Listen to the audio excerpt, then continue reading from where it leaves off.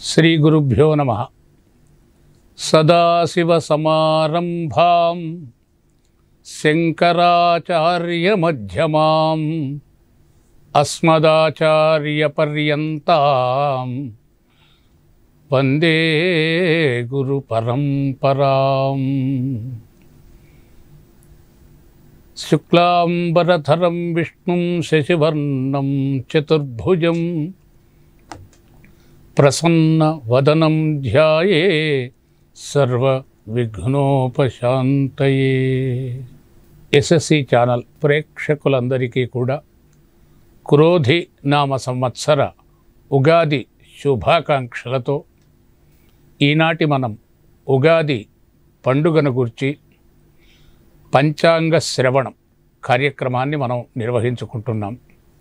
ముందుగా మనం అసలు పంచాంగము అనగా ఏమిటి, ఈ పంచాంగమును ఉగాది నాడు మాత్రమే ఎందుకు పఠించాలి, ఎందుకు శ్రవణం చేయాలి అనేది మనం ముందుగా ఒకసారి ముచ్చటించుకుందాం.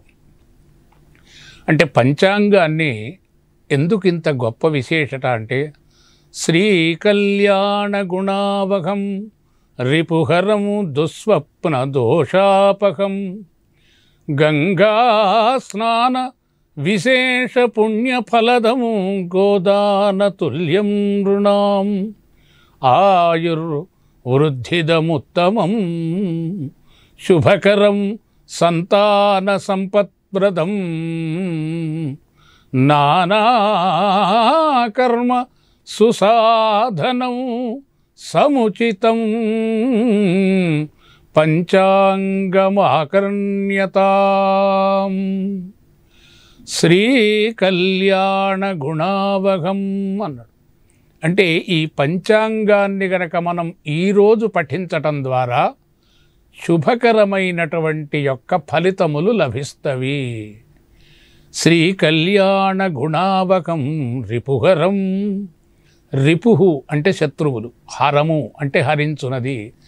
ఎవరయ్యా శత్రువులు అంటే మనకు హరిషడ్ వర్గాలు అంటే కామ క్రోధ లోభ మద మాత్సర్యంబులనేటువంటి యొక్క హరిషడ్ వర్గాలను రిపుహరం అంటే భక్తి, దయ, ప్రేమ ఇవి జనించి అద్భుతమైనటువంటి యొక్క ఉత్తమమైనటువంటి యొక్క ప్రగతి పథంలో పయనించటానికి ఈ పంచాంగ శ్రవణం మనకు ముఖ్యమైనది. ఆ తర్వాత రిపుహరం గంగా స్నాన విశేష పుణ్య ఫలదం అన్నాడు. మనం ప్రతినిత్యము గంగా స్నానం చేయలేం కదా, మరి ఎట్లా అంటే గంగేతి ఏ భ్రూయాత్ యోజనానాం శతైరపి ముచ్యతే సర్వపాపాని విష్ణులోకం సగచ్చతి అని శాస్త్రం. అంటే గంగా అనేటువంటి యొక్క పవిత్ర నామాన్ని ఒక్కసారి ఉచ్చరించటం ద్వారా అద్భుతమైనటువంటి యొక్క గంగా స్నానాన్ని చేసిన ఫలము ఎంత కలుగుతుందో అంత ఫలము ఈరోజు మనము పంచాంగ శ్రవణము చేయడం ద్వారా, పంచాంగాన్ని పఠించడం ద్వారా అంత గొప్పమైనటువంటి అధికమైనటువంటి ఫలము లభిస్తుంది. గోదాన తుల్యమృణాం, చక్కగా గోవులను చక్కగా దానం చేసిన పుణ్యం. ఆ తర్వాత సంతాన సంపత్ప్రదం అంటే అద్భుతమైనటువంటి యొక్క సంతాన సౌభాగ్య ఫలం లభిస్తుంది. నానా కర్మ సుసాధనం అంటే మనం ఏ కార్యమును నిర్వహించాలన్నా కూడా ముందుగా మనం శుభే దినే దైవ విధంత భగ్యం తాంబూల పుష్పాక్షత పూర్ణపాత్రం అంటాం. అంటే శుభదినము, శుభ సమయము, శుభ సంకల్పం, శుభముహూర్తము, శుభలగ్నము, శుభతిథి, శుభ నక్షత్రం, శుభవారం ఇవన్నీ మనం చూసుకోవడానికి నానాకర్మ సుసాధనం అంటే ఏ కార్యాన్ని ప్రారంభించాలన్నా కూడా మనం పంచాంగమును చూడాలి.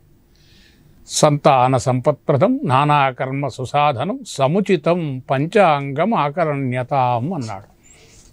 అందుకని ఈ పంచాంగాన్ని శ్రవణం చేయడం ద్వారా ఇంతటి గొప్ప విశేషమైనటువంటి ఫలము ఈ ఉగాది నాడు మనం వినటం ద్వారా లభిస్తుంది. మరి ఏం చేయాలి అంటే అప్పుడు అంటున్నాడు, ప్రధానంగా మనకు ఈ ఉగాది రోజు తిథిశ్చ శ్రియమాప్నోతి అంటే మొట్టమొదట మనం తిథి, వారము, నక్షత్రము, యోగము, కరణం ఈ 5 కలిస్తేనే పంచ అంగములు. అట్లాగే పృథివ్యాపస్తేజో వాయురాకాశాత్, అలాగే భూమి, నీరు, అగ్ని, వాయువు, ఆకాశం ఇవి పంచభూతములు. అట్లాగే పంచభూతాత్మికమైనది దేహం. అంటే ఈ శరీరానికి, ఈ మనస్సుకు, పంచభూతాలకు, పంచ అంగములకు కూడా ఒక అద్భుతమైనటువంటి అవినాభావ సంబంధం ఉన్నది. అందుకని మనం ఈరోజు ఈ ఉగాది రోజు మనం పంచాంగ శ్రవణం చేయడం అనేటువంటిది ఒక విశేషమైనది, ఒక విశిష్టత కలిగినటువంటిది. మరి అటువంటి పంచాంగం చదవటం ద్వారా ఏమిటంటే తిథిశ్చ శ్రియమాప్నోతి, ఈరోజు ఏమి తిథి అని తెలుసుకుంటున్నాం. ఆ తిథి వల్ల మనకు శ్రియం లభిస్తుంది. ఇక యోగాద్రోగ నివారణం, యోగాన్ని తెలుసుకోవడం ద్వారా రోగ నివారణం జరుగుతుంది. వారాదాయుష్యవర్ధనం, వారాన్ని తెలుసుకోవడం ద్వారా ఆయుస్సు పెరుగుతుంది. కనుక కరణం కార్యసిద్ధించ, కనుక కరణాన్ని తెలుసుకోవడం ద్వారా మనము ఏ కార్యక్రమాన్ని అయితే ప్రారంభం చేయటానికి సంకల్పించుకొని ప్రారంభిస్తున్నామో ఆ కార్యము సఫలీకృతమవుతుంది, సిద్ధిస్తుంది. అందుకని ఇంతటి గొప్పనైనటువంటిది. అయితే మరి దీన్ని ఏమంటున్నామంటే ఇందులో ఈ పంచాంగం అనేటువంటిది ఏమిటి అంటే 60 సంవత్సరాలు, 27 నక్షత్రాలు, యోగాలు, కరణాలు, వారాలు, గ్రహాలు, రాసులు, తిథులు, ఆయనాలు ఇవన్నీ కలిస్తే ఒక కాలస్వరూపంగా చెప్పబడ్డది. అంటే ఇప్పుడు మనము కలియుగము నుండి ఈ సంవత్సరం వరకు 5125 సంవత్సర ప్రమాణములు గడిచినవి. ఇది మనకు ప్రధానం. అందుకని మనకు ప్రతి సంవత్సరం కూడా చక్కగా మనం పంచాంగ శ్రవణం చేద్దాం. ఈ సంవత్సరాలన్నీ అంటే 60 సంవత్సరాలు. మరి నక్షత్రాలు అశ్విని, భరణి, కృత్తిక, రోహిణి, మృగశిర ఇవన్నీ 27 నక్షత్రాలు. అలాగే మేషం, వృషభం, మిథునం, కర్కాటకం, సింహం, కన్యా, తులా, వృశ్చికం, ధనస్సు, మకరం, కుంభం, మీనం ఇవి 12 రాసులు. ఇక 9 గ్రహాలు: సూర్యుడు, చంద్రుడు, అంగారకుడు, బుధుడు, బృహస్పతి, శుక్రుడు, శనైశ్చరుడు, రాహు, కేతువులు ఛాయాగ్రహాలతోని అవి 7, ఇవి 2 + 9 గ్రహాలు అంటే నవగ్రహములు. తర్వాత 15 తిథులు, ప్రతిపద నుండి పుణ్యమ వరకు, ప్రతిపద నుండి అమావాస్య వరకు. అలాగే ఉత్తరాయణము, దక్షిణాయనం అని 2. ఇక ఆ తర్వాత శుక్లపక్షము, కృష్ణపక్షము, తర్వాత 6 ఋతువులు. ఇవన్నీ కూడా కలిస్తే ఇవి కాలస్వరూపము. మరి కాలస్వరూపుడైనటువంటి వాడెవరు అంటే త్రికాగ్నికాలాయ కాలాగ్ని రుద్రాయ నీలకంఠాయ మృత్యుంజయాయ సర్వేశ్వరాయ సదాశివాయ శ్రీమన్ మహాదేవాయ నమః. అది అంటే కాలస్వరూపుడైనటువంటి వాడు సృష్టి స్థితి సంహార తిరోధాన అనుగ్రహం కలిగిన వాడు. అందుకే అంటాం ఈ కాలం అంతా ఎవరి వల్ల నడుస్తున్నది అంటే ఎవ్వని చే జనించు జగమెవ్వని లోపల ఉండు లీనమై, ఎవ్వని అందుడిందు పరమేశ్వరుడెవ్వడు, మూల కారణం బెవ్వడు, అనాది మధ్యలయుండెవ్వడు, సర్వమున్ తాను అయినవాడెవ్వడు, వానినే ఆత్మభవున్ శరణంబు వేడెదన్. కనుక మనకు ఈశాన సర్వ విద్యానాం ఈశ్వర సర్వభూతానాం బ్రహ్మాధిపతిర్బ్రహ్మణోధిపతిర్బ్రహ్మా శివో మే అస్తు సదాశివోం. అందుకని ఈ కాలస్వరూపుడు జగత్పతి, పశుపతి, ఉమాపతి, పరమేశ్వరుడు, సదాశివుడు. అందుకని మనం ఈ పంచాంగాన్ని గనక మనం ఈరోజు పఠించడం ద్వారా, శ్రవణం చేయడం ద్వారా చక్కగా పరమేశ్వరుణ్ణి ఆరాధించినటువంటి గొప్పనైనటువంటి పుణ్యము లభిస్తుంది. కనుక మరి ఇది మనం ఈ పండుగను ఏమంటామంటే ఉగాది అంటున్నాం. యుగము అంటే కాలము, అంటే దాని నుండి ప్రారంభమవుతుంది. కనుక ఆనాడు ఏం చేయాలి అంటే షడ్రుచుల సమ్మేళనము, అంటే 6 రుచులు, తీపి, ఉప్పు, పులుపు, కారము, చేదు, వగరు, ఇవి కలిస్తే షడ్రుచులు. అంటే దీని అంతరార్థం ఏమిటి అంటే మనిషి యొక్క జీవితము సుఖ దుఃఖాల సంగమము అని అర్థం.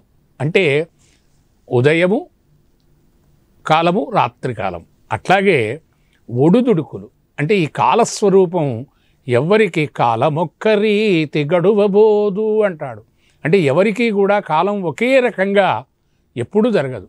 కనుక ఇటువంటి కాలానికి అధిదేవత అయినటువంటి వాడెవరయ్యా అంటే ఆ పరమేశ్వరుడు. మరి పరమేశ్వరుడి అనుగ్రహం ఉంటేనే కానీ మనం ఈ జీవితం చక్కగా సాగిపోదు. అందుకని మనకు ప్రతిరోజు కూడా పంచాంగ శ్రవణం చేయమని శాస్త్రం చెప్తుంది. అందుకని తప్పకుండా పంచాంగాన్ని ప్రతిరోజు తిథి చూసుకోవాలి, వారం చూసుకోవాలి, నక్షత్రం చూసుకోవాలి, యోగం చూసుకోవాలి, కరణం చూసుకోవాలి, దుర్ముహూర్తం చూసుకోవాలి, వార్జం చూసుకోవాలి, రాహుకాలం చూసుకోవాలి, యమగండ కాలం చూసుకోవాలి. ఇవన్నీ చూసుకోవడం అనేటువంటిది మనకు ప్రధానమైనటువంటి యొక్క సనాతన ధర్మంలో చెప్పబడ్డటువంటి యొక్క విధి. అదే మనకు భవిష్యత్తులో నిధి, అది మనం తెలుసుకోవాలి. అందుకని కనీసం ప్రతిరోజు చేయకున్నా ఈ ఉగాది నాడైనా తప్పకుండా పంచాంగాన్ని మనము శ్రవణం చేయాలి. అందుకని పంచాంగం ఆకరణ్యతాం, ఈరోజు తప్పకుండా మనం పంచాంగాన్ని వినాలి అని అది.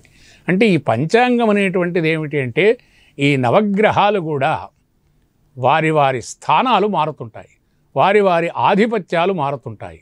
కనుక ఆ మారుతున్నటువంటి యొక్క సందర్భాన్ని సమయాన్ని బట్టి మనకు ప్రకృతిలో, మనిషిలో, మనస్సులో, సమాజంలో రకరకాలైనటువంటి యొక్క మార్పులు సంభవిస్తుంటాయి.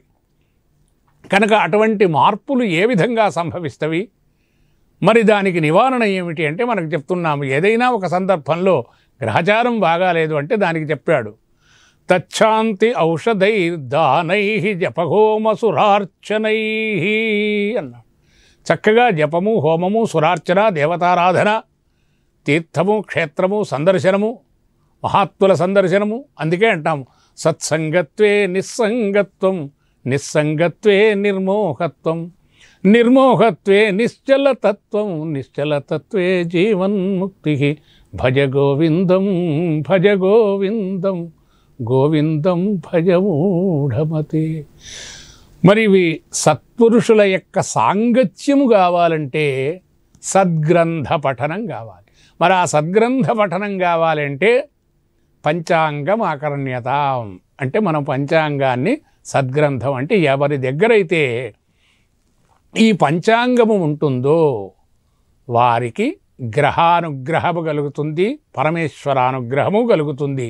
ఇక పంచాంగమే కనుక వింటే మనం అనుకున్నట్టు శ్రీకళ్యాణ గుణావహం రిపుహరం దుస్వప్న దోషాపకం గంగా స్నాన విశేష పుణ్యఫలదం గోదాన తుల్యం నృణాం ఆయు వృద్ధిదముత్తమం శుభకరం సంతాన సంపత్ప్రదం నానా కర్మసు సాధనం సముచితం పంచాంగం ఆకరణ్యతాం.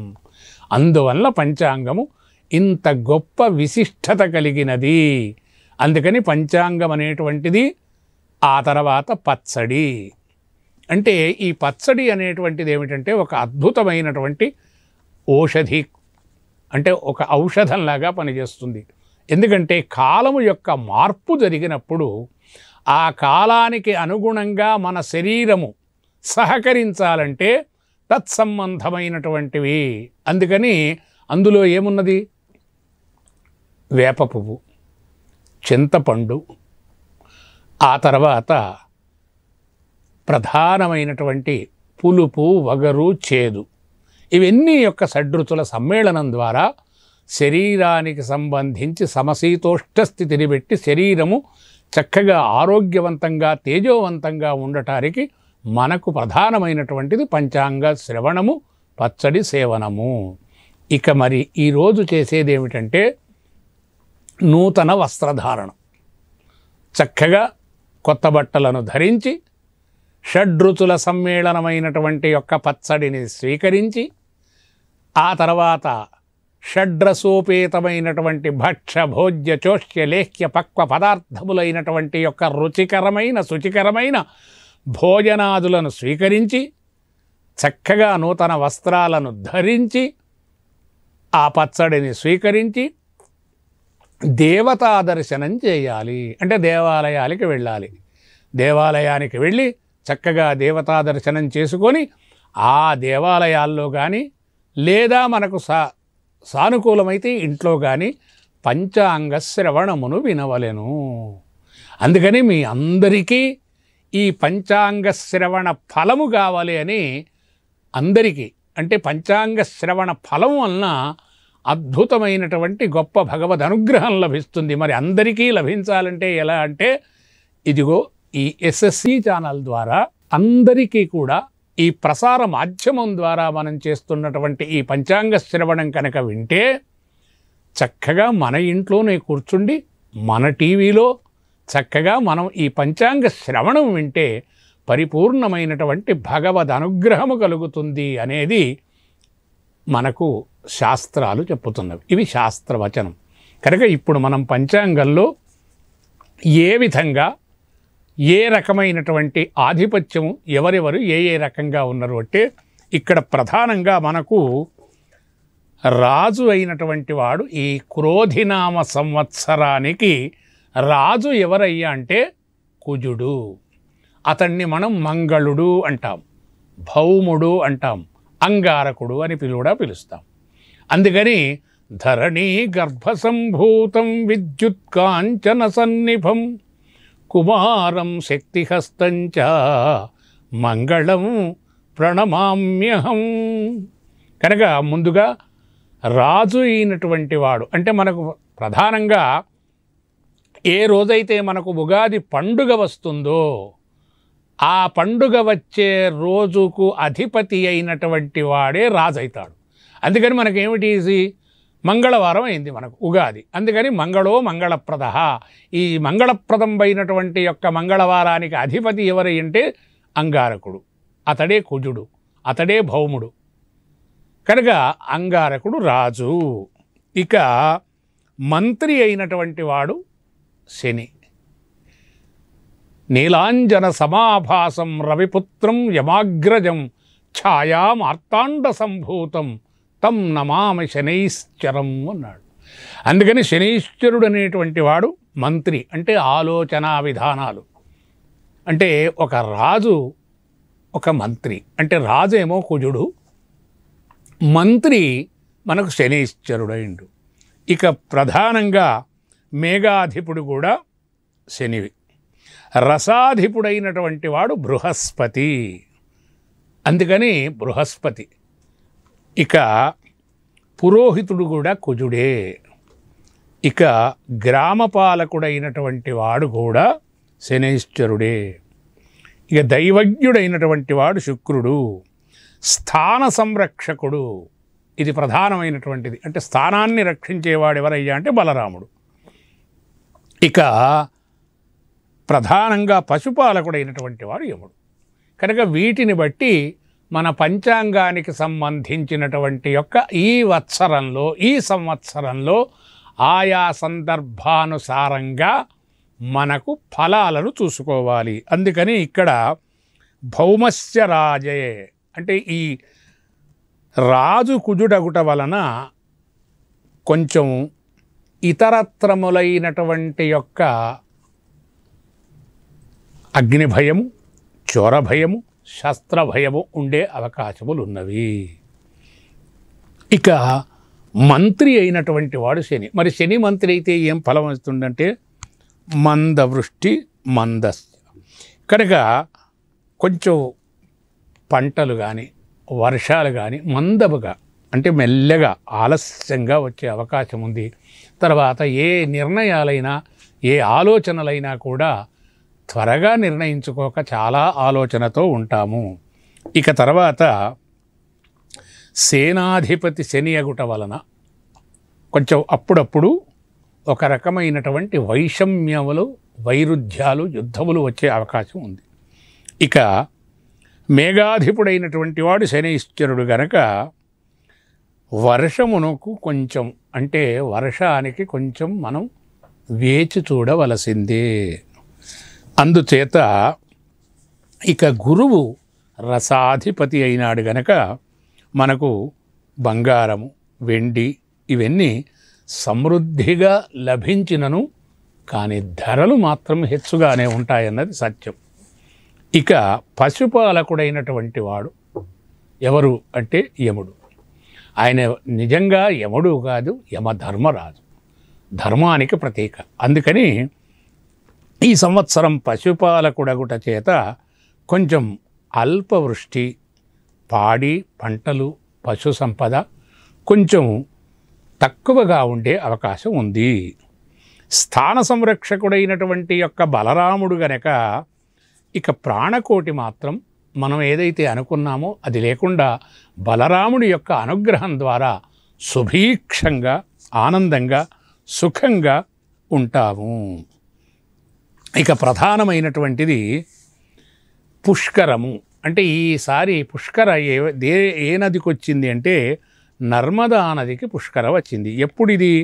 క్రోధినామ సంవత్సరం చైత్ర బహుళ అష్టమి రోజు బుధవారం నాడు, అనగా తేదీ 1/5/2024 రోజున నర్మదా నదికి పుష్కరము ఆరంభమవుతుంది. అంటే బృహస్పతి మేషరాశిలో నుండి వృషభ రాశిలోకి ప్రవేశిస్తాడు. అప్పుడు మనకు ఈ 12 రాసుల్లో బృహస్పతి తిరిగినప్పుడల్లా, ఒక్కొక్క రాశికి తిరిగినప్పుడల్లా ఒక్కొక్క రకమైనటువంటి యొక్క పుష్కర వస్తుంది. కనుక మనకు ఈసారి మేషరాశిలో నుండి వృషభ రాశిలోకి బృహస్పతి ప్రవేశించడం ద్వారా మనకు నర్మదా నదీ పుష్కరము వస్తుంది. ఇక ప్రధానంగా మనం ఏదైనా శుభకార్యాలు నిర్వర్తించాలంటే ముందుగా ఏం చూస్తాం? ఎప్పుడు శుభకార్యాలు ఉన్నవి, ఏ రకంగా ఉన్నవి, మనకు ఏ విధంగా సానుకూలం ఉన్నది అంటే మనం ముందుగా మూఢమను చూస్తాం. దాన్నే మౌఢ్యమ అంటారు. అది ఎప్పుడు వస్తుందంటే మనకు ఈ క్రోధినామ సంవత్సరం చైత్రమాసంలోనే ఏప్రిల్ అంటే 28/4/24 నుండి ఆషాఢమాసం వరకు అంటే 11/7/2024 వరకు కూడా దీన్ని శుక్రమౌఢ్యమా అంటాడు. అందుకని ఈ గురుమౌఢ్యమలో కానీ శుక్రమౌఢ్యమలో కానీ ఏ విధమైనటువంటి శుభకార్యములను నిర్వర్తించకూడదు అన్నది మన జ్యోతిష్శాస్త్రం చెప్తుంది. అందుకని ఈ జ్యోతిష్శాస్త్ర రీత్యా మనం శుక్రమౌఢ్యమ, గురుమౌఢ్యమ తెలుసుకొని మాత్రమే శుభకార్యాలను నిర్వహించవలెను. ఇక మళ్ళీ ఫాల్గుణ మాసంలో అంటే మార్చ్ బహుళ చతుర్దశి వరకు అంటే 28/3/2025 వరకు కూడా మళ్ళీ ఒకసారి శుక్రమౌఢ్యమ ఉన్నది. ఇక తర్వాత గురుమౌఢ్యమ అంటే బృహస్పతి చైత్రమాసంలో బహుళ చతుర్దశి శుక్రవారం నుండి మళ్ళీ మనకు వైశాఖ మాసం వరకు అంటే బహుళ ఏకాదశి వరకు అంటే 2/6/2024 వరకు కూడా మనకు గురుమౌఢ్యమ ఉంది. అందుకని ఈ గురుమౌఢ్యమ, శుక్రమౌఢ్యమ అనేటువంటివి ఏదైతే మూఢమ అంటామో ఈ మూఢమల్లలో శుభకార్యములు నిషేధము. అందుకని ఈ సంవత్సరము ప్రధానంగా కొంచెం శుభకార్యాలు స్వల్పంగానే ఉన్నవి అని తెలుసుకోవాలి. ఇక గ్రహణాలు మనకు పున్నమ, అమావాస్యకు వస్తుంటాయి. పున్నమకు చంద్రగ్రహణం, అమావాస్యకు సూర్యగ్రహణం. అందుకని మనకు 18/9 సారి చంద్రగ్రహణము, 22/10 నాడు సూర్యగ్రహణము, 13/3 నాడు సూర్యగ్రహణము, ఆ తర్వాత 29/3 సూర్యగ్రహణం మనకు లభిస్తుంది. ఇక మనకు ప్రధానంగా కందాదాయములు అంటాం. అంటే ఇక అశ్విని నక్షత్రానికి 2,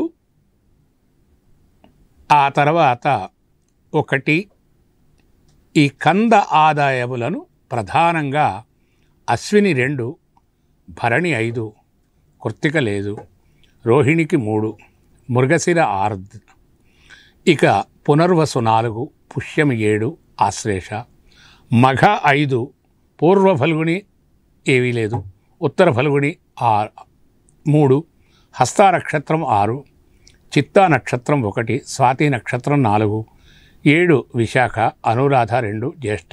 అలాగే మూల లేదు, పూర్వాషాఢ 3 ఉంది, ఉత్తరాషాఢ 6 ఉంది, శ్రవణం 1, ధనిష్ట 4, ఆ తర్వాత శతభిషం 7, పూర్వభాద్ర 2, ఉత్తరాభాద్ర 5, రేవతి ఏమీ లేదు. ఇట్లా కందాదాయములంటే మనుష్యులకు సంబంధించినటువంటి శుభాశుభ ఫలితాలను ఇవ్వగలిగినటువంటిది. అందుకని ప్రధానంగా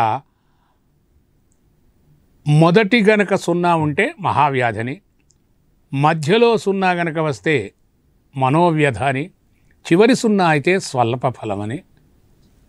ఫలమని మనకు చెప్పుతున్నారు. కనుక ప్రధానంగా ఆదాయ వ్యయాలను చూద్దాం మనం. అంటే ఈ 12 రాసులకు ఆదాయ వ్యయాలు ఎలా ఉన్నాయో మనం ఒక్కసారి ఈ క్రోధినామ సంవత్సరంలో మనం తెలుసుకుందాం. మేషరాశికి 8 ఆదాయము, 14 వ్యయం. ఇక వృషభ రాశి వారికి 2 ఆదాయము, 8 వ్యయము. మిథున రాశి వారికి 5 ఆదాయము, తర్వాత 5 వ్యయము. కర్కాటక రాశి వారికి 14 ఆదాయము, 2 వ్యయము. సింహరాశి వారికి 2 ఆదాయము, 14 వ్యయము. కన్యారాశి వారికి 5 ఆదాయము, ఆ తర్వాత 5 వ్యయము. తులారాశి వారికి 2 ఆదాయము, 8 వ్యయము. ఇక వృశ్చిక రాశి వారికి 8 ఆదాయము, 14 వ్యయము. ధనుర్రాశి వారికి 11 ఆదాయము, 8 వ్యయము. మకర రాశి వారికి 14 ఆదాయం, 14 వ్యయం. కుంభరాశి వారికి 14 ఆదాయం, 14 వ్యయం. మీనరాశి వారికి 11 ఆదాయం, 5 వ్యయం. ఇక రాజపూజ్య అవమానాలు అన్నారు. ఇక రాజపూజ్య అవమానాలంటే మేషరాశి వారికి 4 రాజపూజ్యం, ఆ తర్వాత 3 అవమానం. వృషభ రాశికి 7 రాజపూజ్యం, 3 అవమానం. మిథున రాశికి 3 రాజపూజ్యత, 6 అవమానం. ఈ కర్కాటక రాశికి 6, ఆ తర్వాత 6.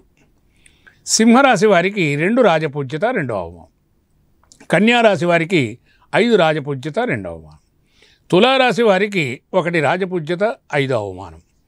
వృశ్చిక రాశి వారికి 4 రాజపూజ్యము, 5 అవమానం. ధనుర్రాశి వారికి 4 రాజపూజ్యత, 5 అవమానం. మకర రాశి వారికి 7 రాజపూజ్యత, 5 అవమానం. ఇక కుంభరాశి వారికి 0 ఆదాయం, రాజపూజ్యం, 1 అవమానం.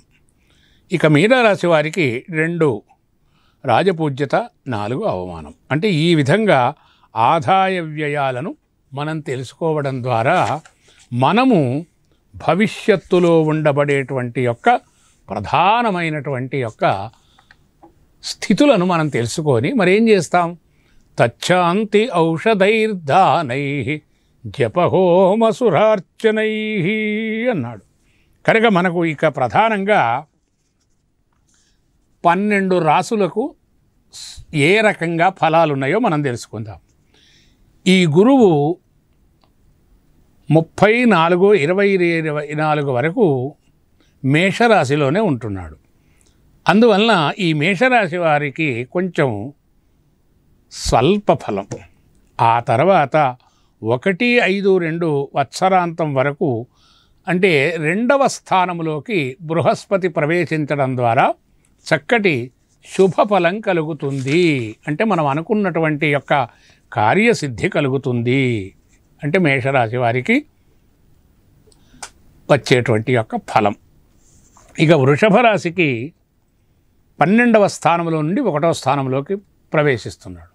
కనుక అందువల్ల వీళ్ళకి కూడా కొంచెం స్వల్ప ఫలమే ఉంది. మిథున రాశి వారికి మాత్రం ఏమిటి? 11వ స్థానములో ఉన్నాడు. ఆ తర్వాత మళ్ళీ 12వ స్థానం అంటే ఆదాయ స్థానం నుండి వ్యయస్థానంలోకి వెళ్ళడం వలన కొంచెం అధిక వ్యయము కలిగేటువంటి యొక్క అవకాశము ఉన్నది.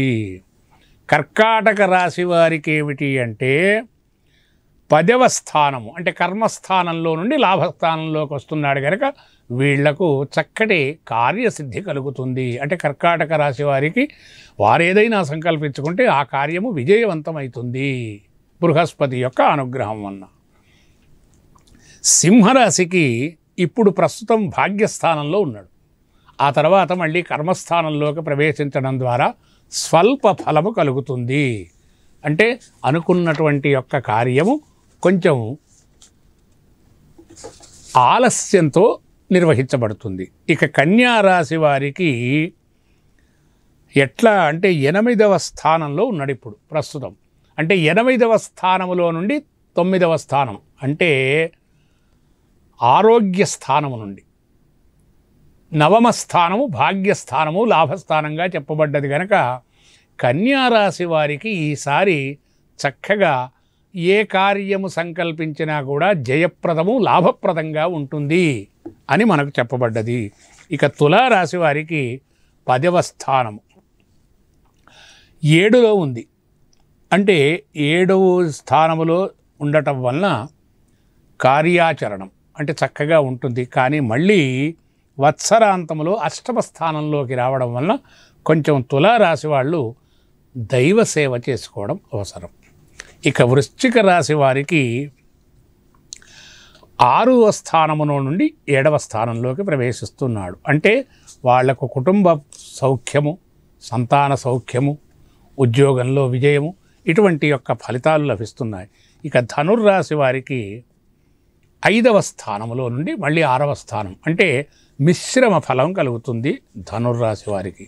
ఇక మకర రాశి వారికి ప్రధానంగా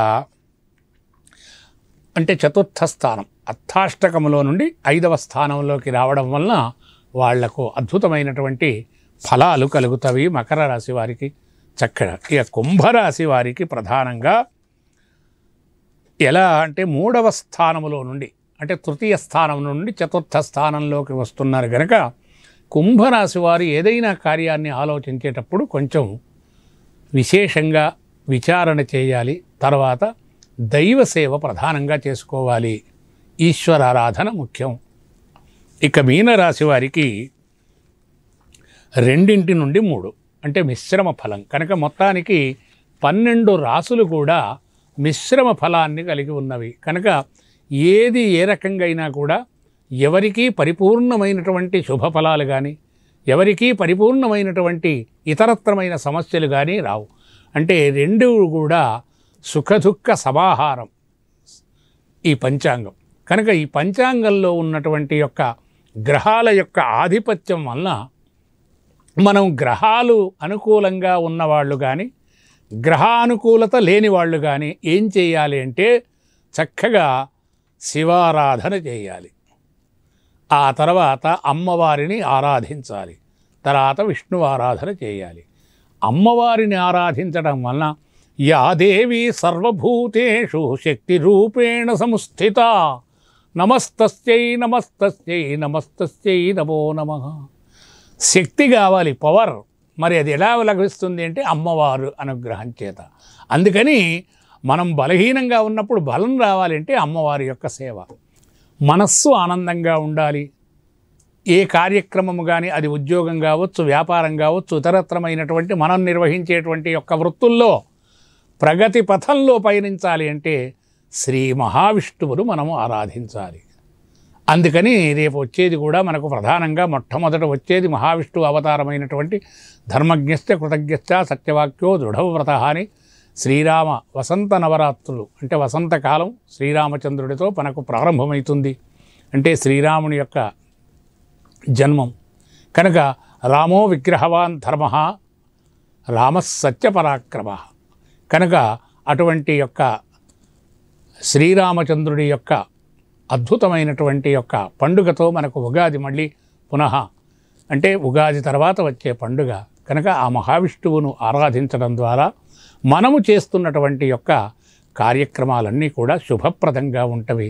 కనుక ప్రతిరోజు జపం తచ్చాంతి ఔషధైర్ దానై జపహోమ సురార్చనై చక్కగా మన గురువు ఉపదేశం చేసినటువంటి మంత్రాన్ని లేదా మీ తండ్రి గారు చెప్పినటువంటి యొక్క మంత్రాన్ని అనుష్ఠానం చేస్తూ చక్కగా సాధనతో శోధనతో భగవంతుణ్ణి ఆరాధించి ధ్యానించి కీర్తించి సేవించి అర్చించి ఆరాధిస్తే 12 రాసుల వారు కూడా నవగ్రహాల యొక్క అనుగ్రహంతో ఈ కాలస్వరూపుడి యొక్క పరిపూర్ణమైనటువంటి శుభాశిస్సులతో శుభప్రదాలను శుభ ఫలాలను కూడా చక్కగా పొంది ఆయుస్సు ఆరోగ్యము సంతానము సౌఖ్యము ఐశ్వర్యము సౌభాగ్యము కూడా సిద్ధించాలని మనసారా కోరుకుంటూ మరొక్కసారి క్రోధినామ సంవత్సర ఉగాది శుభాకాంక్షలు అందరికీ మళ్ళీ తెలియచేస్తూ మళ్ళీ మరొక అంశంతో మళ్ళీ మనం కలుసుకుందాం. స్వస్తి శుభం. స్వస్తి ప్రజాభ్య పరిపాలయంతాం న్యాయేన మార్గేణ మహిం మహేషా గోబ్రాహ్మణేభ్యః శుభమస్తు నిత్యం. లోకాః సమస్తాః సుఖినో భవంతు. స్వస్తి. ధన్యవాదాలు.